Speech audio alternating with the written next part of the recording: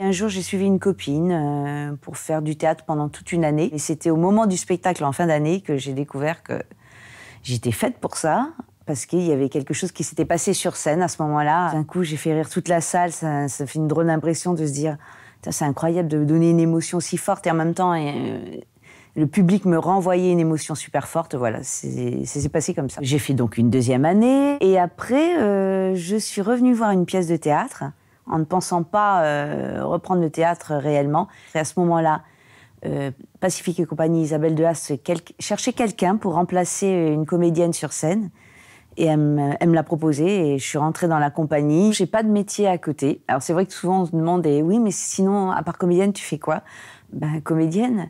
Oui, mais non, mais je veux dire, comédienne, ça c'est le soir. Souvent les gens nous disent, vous travaillez que le soir, mais je veux dire, la journée, ben, la journée on répète.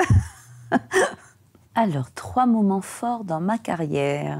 Je peux raconter par exemple l'histoire où, en pleine scène, j'ai perdu une dent que j'ai failli avaler.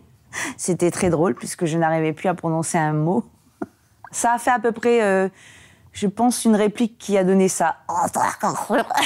Ça, c'est un moment fort mais rigolo. Évidemment, on ne sait jamais ce qu'on va gagner. Hein. On est des intermittents du spectacle, mais pas comme en France. C'est-à-dire que quand on ne travaille pas, on ne gagne plus rien. C'est-à-dire qu'on peut passer de périodes de l'année où on gagne énormément d'argent, et puis derrière, pendant 2, 3 ou 4 mois, ben, on n'a aucun salaire.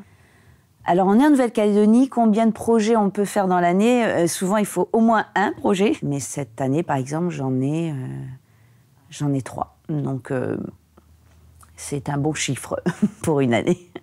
Pour moi, l'art, c'est quelque chose... ça peut être un moment pour se détendre. Quand je sors souvent d'une pièce de théâtre, aussi de spectacle de danse, c'est comme si j'avais été remplie de magie pendant un petit moment.